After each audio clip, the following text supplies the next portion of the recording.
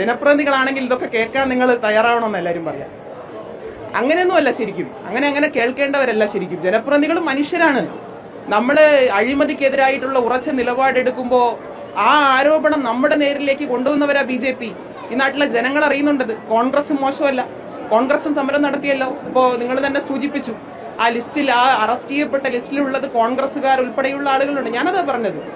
അഴിമതിക്കെതിരെ ഇത്തരത്തിൽ സന്ധിയില്ലാത്ത പോരാട്ടം നടത്തുമ്പോൾ അതിൽ എത്ര വ്യക്തിഹത്യ നടത്തിയാൽ പോലും അതിലൊരു പ്രയാസവും എനിക്കില്ല. ഇനിയും ആ പ്രവർത്തനം, ഈ അഴിമതിക്കെതിരായിട്ടുള്ള ഈ പോരാട്ടം തുടരുക തന്നെ ചെയ്യും. നഗരസഭയെ സംബന്ധിച്ചിടത്തോളം മേയർ എന്ന നിലയിൽ എനിക്ക് വ്യക്തിപരമായി അഴിമതിക്കെതിരായിട്ടുള്ള പോരാട്ടം നഗരസഭ ഇനിയും തുടരും എന്ന് തന്നെയാണ് പറയാനുള്ളത്. കാരണം അഴിമതി നടത്തുന്ന ആരും, അത് ഏത് കക്ഷി രാഷ്ട്രീയ ഇതിന്റെ ഭാഗമായിട്ടുള്ളവരാകട്ടെ, അഴിമതി നടത്തുന്ന ആരെയും സംരക്ഷിക്കുന്ന നിലപാടില്ല എന്നതുകൊണ്ട് തന്നെയാണ് അന്ന് ഒരു ആശങ്കയ്ക്കും ഇടയില്ലാതെ വളരെ ഇച്ഛാശക്തിയോടുകൂടി അങ്ങനൊരു പരാതി പോലീസിലേക്ക് നൽകുന്നതിന് വേണ്ടി തീരുമാനിച്ചത്. അതിൽ ഇത്തരത്തിൽ വാർത്ത വരുന്നുണ്ട്, ഇവരുടെ രാഷ്ട്രീയവുമായി ബന്ധപ്പെട്ടുകൊണ്ടുള്ള വാർത്ത വരുന്നുണ്ട്. അതെല്ലാം പോലീസ് അന്വേഷിച്ച് മറ്റു തുടർ നടപടികൾ സ്വീകരിക്കും എന്ന് തന്നെയാണ് പ്രതീക്ഷിക്കുന്നത്. അല്ല, ഈ വിഷയത്തിൽ അങ്ങനെ ഒരു ആരോപണം അവർക്കുണ്ടോ എന്നറിയില്ല. അവര് കൃത്യമായ വിവരങ്ങൾ ഇല്ലാതെ തന്നെ അവർ അത്തരത്തിലൊരു പ്രസ്താവന നടത്തുന്നു എന്നാണ് ഞാൻ മനസ്സിലാക്കുന്നത്. അപ്പൊ ഈ വിഷയത്തിൽ പരാതി നൽകിയിരിക്കുന്നത് നഗരസഭയുടെ മേയർ എന്നുള്ള നിലയിൽ ഞാനായിരിക്കെ തന്നെ ഇങ്ങനൊരു വിഷയം കണ്ടെത്തിയത് മുതൽ BJPയും കോൺഗ്രസും ചേർന്ന് നടത്തിയ സമരങ്ങൾ എന്താ? നമുക്കൊരു കുറച്ച് വർഷം പിന്നോട്ട് പോവാമല്ലോ.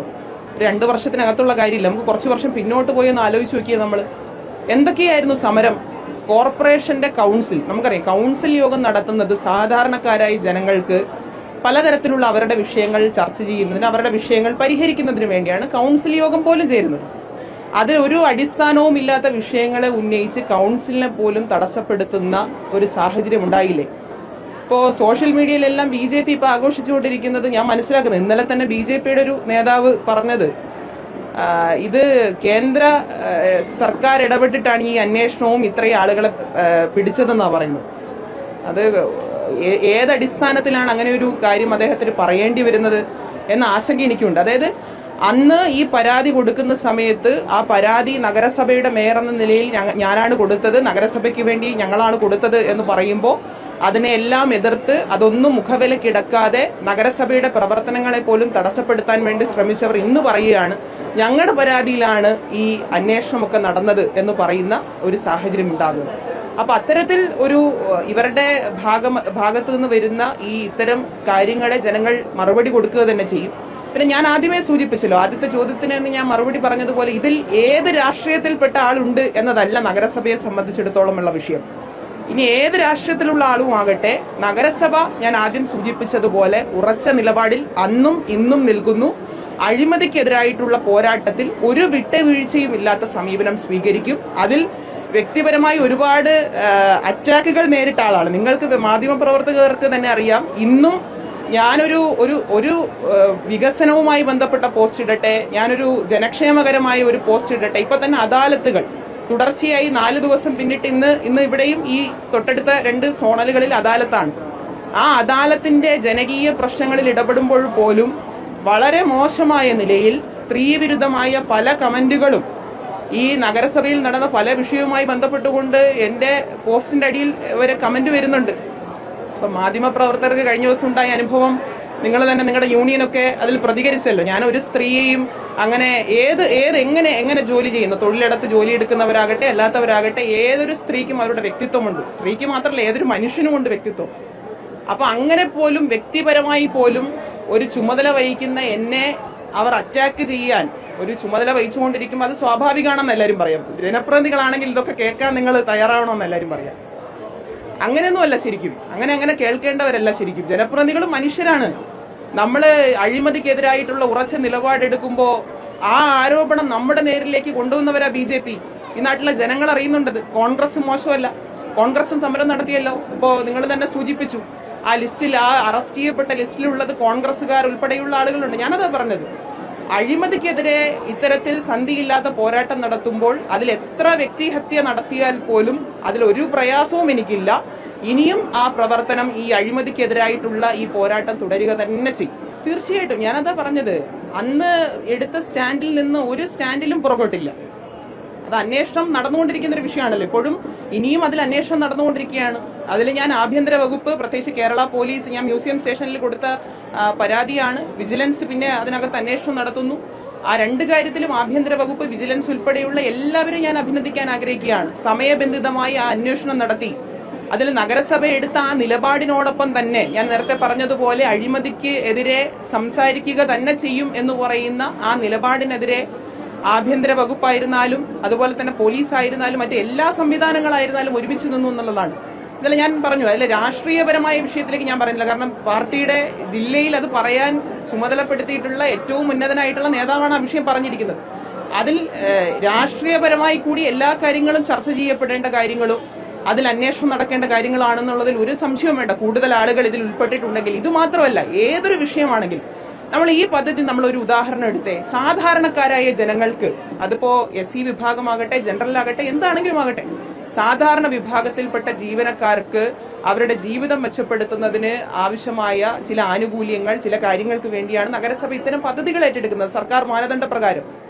അത് തട്ടിച്ചുകൊണ്ടുപോകുന്ന ആളുകളെ ഒരു തരത്തിലും സംരക്ഷിക്കില്ല എന്നൊരു ഭരണസമിതി ആശങ്കയ്ക്കിടയില്ലാതെ പറയുകയാണ്. അപ്പോൾ അങ്ങനെ ഇടയില്ലാതെ പറയുമ്പോൾ അതിൽ കക്ഷി രാഷ്ട്രീയ ഭേദമില്ലാതെ തന്നെ അന്വേഷണം കൃത്യമായി നടക്കുന്നുണ്ട്. അത്തരത്തിൽ തന്നെ നടന്ന് അത് മുന്നോട്ട് പോകണം. അതിലിനി ആരൊക്കെ, കൗൺസിലർമാരാകട്ടെ, ആരൊക്കെ അതിനകത്ത് ഉൾപ്പെട്ടിട്ടുണ്ടെങ്കിലും അവരുടെ എല്ലാം ഈ ഇത്തരത്തിലുള്ള ഇടപെടലുകൾ പോലീസിന്റെ അന്വേഷണത്തിൽ, വിജിലൻസിന്റെ അന്വേഷണത്തിൽ പുറത്തു വരുമെന്ന് തന്നെയാണ് പ്രതീക്ഷിക്കുന്നത്. അല്ല, ഇതിനകത്തൊരു ഒരു ഒരു ഒരു വസ്തുതയ്ക്ക് ഇപ്പൊ ചോദിച്ച കാര്യത്തിൽ ഒരു തിരുത്തുണ്ട്. ഓഡിറ്റ് റിപ്പോർട്ട് വരുന്നതിന് മുൻപേ ഓഡിറ്റിനെ കൊണ്ട് പരിശോധിപ്പിക്കുന്നത് ഈ ഭരണസമിതിയാണ്. എന്റെ കത്തുണ്ട്, ഓഡിറ്റ് നടത്തണം എന്ന് പറഞ്ഞ് ഈ വിഷയത്തിൽ ഇങ്ങനെ ഒരു സംശയമുണ്ട് എന്ന് പറഞ്ഞ് ഓഡിറ്റ് നടത്തണം. പ്രത്യേകമായി നേരത്തെ നടത്തിയ ഓഡിറ്റ് ആകട്ടെ, നടത്താൻ പോകുന്ന ഓഡിറ്റ് ആകട്ടെ, അത്തരത്തിലൊരു പരിശോധന, ഇങ്ങനെ ഒരു സംശയമുണ്ട്. കാരണം നമ്മൾ ആ ഫയല് കാണുന്ന സമയത്ത് അതിനകത്ത് ഇവിടെ പറഞ്ഞിട്ടുണ്ടല്ലോ, കേസുമായി ബന്ധപ്പെട്ട് തന്നെ പറഞ്ഞിട്ടുണ്ട്, ചില വ്യാജരേഖകൾ, ചില കാര്യങ്ങൾ വൈറ്റ്നർ ഉൾപ്പെടെ ഇട്ട് മാച്ച് എഴുതിയിരിക്കുന്നത് പോലെയൊക്കെയുള്ള സംശയങ്ങൾ വരുന്നു. അപ്പൊ മുദ്രപത്രത്തിൽ ഉൾപ്പെടെ അത്തരം തിരുത്തുകൾ വരും. ഞാൻ അതിന്റെ എല്ലാ ഡീറ്റെയിൽസിലേക്കും പോകുന്നില്ല, കോടതിയിൽ ഉൾപ്പെടെ വരേണ്ട കാര്യങ്ങളാണ്. പക്ഷെ അത്തരം തിരുത്തലുകൾ വരുമ്പോൾ സ്വാഭാവികമായും ഒരു ഭരണസമിതി എന്ന നിലയിൽ അന്വേഷിക്കാൻ വേണ്ടി തീരുമാനിക്കുന്നു. അങ്ങനെയാണ് ഓഡിറ്റിന് കത്തുകൊടുത്ത് ഇത്തരം ഫയലുകൾ, ഈ ഇന്ന ഫയലുകളിൽ എന്തെങ്കിലും വിഷയമുണ്ടോ എന്ന തരത്തിൽ സാങ്കേതിക പരിശോധന നടത്തി റിപ്പോർട്ട് തരേണ്ടവരാണ്. അതിനകത്തൊരു സംശയവും വേണ്ട.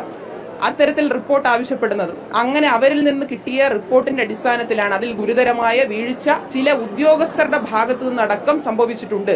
ചില ഏജന്റുമാർ അതിന്റെ ഭാഗമായിട്ടുണ്ട്. ആ ഏജന്റുമാർ ഉൾപ്പെടെയാണല്ലോ ഇവിടെ പിടിയിലായത്. അവരുടെ ഭാഗത്തു നിന്ന് ഉൾപ്പെടെ സംഭവിച്ചിട്ടുണ്ട് എന്നത് മനസ്സിലാക്കിയാണ് മ്യൂസിയം പോലീസ് സ്റ്റേഷനിൽ കത്തുകൊടുത്തത്. ഇതിൽ ഞാൻ ഹൈലൈറ്റ് ചെയ്യാൻ ആഗ്രഹിക്കുന്ന കാര്യം ഞാൻ ഇവിടെ സൂചിപ്പിച്ചു. BJPയുടെ കൗൺസിലർമാരുൾപ്പെടെ ഇപ്പൊ പതുങ്ങിയിരുന്നോണ്ട് അവർ പറയാണ്, ഞങ്ങളുടെ അന്വേഷണം ഞങ്ങൾ പറഞ്ഞിട്ട് കേന്ദ്ര സർക്കാർ അതിന് ചുമതലപ്പെടുത്തിയ ആളുകൾ അന്വേഷിച്ചിട്ടാണ് ഇത് പറയുന്നത്. ഒരു വാർത്തയിൽ ഞാൻ കണ്ടതാണ്.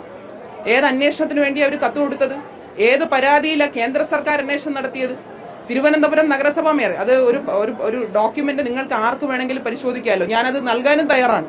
ഞാൻ കൊടുത്ത കത്തിന്റെ കോപ്പി നിങ്ങൾക്ക് തരാൻ തയ്യാറാണ്. അതുപോലെ തന്നെ പോലീസ് FIR ഇട്ട പേപ്പർ ഞാൻ തരാൻ തയ്യാറാണ്. കോടതിയിൽ കൊടുത്തിരിക്കുന്ന, ഞാൻ മനസ്സിലാക്കുന്നത് ആ കേസിൽ കോടതിയിൽ കൊടുത്തിരിക്കുന്ന റിപ്പോർട്ടിൽ ഉൾപ്പെടെ തിരുവനന്തപുരം നഗരസഭാ മേയർ ആര്യ രാജേന്ദ്രൻ നൽകിയ പരാതിയിലാണ് ഈ കേസ് അന്വേഷിക്കുന്നത് എന്ന് വ്യക്തമായി പറഞ്ഞിട്ടുണ്ട്. അപ്പൊ ഇതിന്റെ ഇപ്പൊ പ്രതികളെയൊക്കെ പിടിച്ചപ്പോ ഇതിന്റെ അവകാശികൾ എപ്പോഴുള്ള സ്ഥിതിയാണ്. BJPക്കാർക്കും കോൺഗ്രസ്സുകാർക്കും എപ്പോഴുള്ള സ്ഥിതി എന്താ? പ്രതികളെയൊക്കെ പിടിച്ച് ഒരു അന്വേഷണമൊക്കെ നടന്നു വരുമ്പോൾ ഞങ്ങളുടെ പരാതിയിലാണ്. ഇപ്പൊ സ്മാർട്ട് സിറ്റി പദ്ധതി കിട്ടിയത് ഞങ്ങളുടെ കത്ത് കൊടുത്താണ്. ഇതെല്ലാം അവസാനമാകുമ്പോൾ ഞങ്ങളുടേതാക്കി മാറ്റുന്നത് ശരിയായ നിലപാടല്ല. ഞാൻ ആദ്യം സൂചിപ്പിച്ചതുപോലെ അഴിമതിക്കെതിരെ, അത് ആര് കാണിച്ചാലും, ഞാൻ ആ വാക്ക് തന്നെ ഉപയോഗിക്കാം, അത് ആര് കാണിച്ചാലും അഴിമതിക്കെതിരായിട്ടുള്ള പോരാട്ടം ഇനിയും ശക്തമായി ഒരു വിട്ടുവീഴ്ചയും ഇല്ലാതെ മുന്നോട്ട് കൊണ്ടുപോകാൻ തന്നെയാണ് തീരുമാനിച്ചിരിക്കുന്നത്. ഇല്ല, എന്റെ ശ്രദ്ധയിൽപ്പെട്ടിട്ടില്ല. ഒരു 2 ദിവസം മുമ്പ് വരെ സ്മാർട്ട് സിറ്റിയുടെ റിവ്യൂ മീറ്റിംഗ് നടന്നിരുന്നു. അതിൽ പോലും സ്മാർട്ട് സിറ്റി ഉദ്യോഗസ്ഥർ പറഞ്ഞിട്ടില്ല. അതില് സ്മാർട്ട് സിറ്റി, ഞാനൊരു വാർത്ത, ഏഷ്യാനെറ്റ് ന്യൂസിന്റെ തന്നെ ഒരു വാർത്ത കണ്ടാണ് ഞാൻ ആ വിഷയം മനസ്സിലാക്കുന്നത്. അതിന് അവരോട് വിശദീകരണം ചോദിച്ചിട്ടുണ്ട്. ഏതെങ്കിലും തരത്തിൽ അത് പ്രവർത്തിക്കുന്നില്ല എന്ന് മറ്റു കാര്യങ്ങൾ, റിപ്പോർട്ട് ഇതുവരെ സമർപ്പിച്ചില്ല. ഇന്നലെയാണ്, ഞാൻ അദാലത്ത് നടക്കുന്നതുകൊണ്ട് ഇന്നലെയാണ് വിഷയം ശ്രദ്ധയിൽപ്പെടുന്നത്. അത് അവർ പറഞ്ഞിട്ടില്ല. എന്നാലും അവരോട് കാര്യം അന്വേഷിച്ചിട്ടുണ്ട്. അതിലാവശ്യമായ പരിശോധന നടത്തും.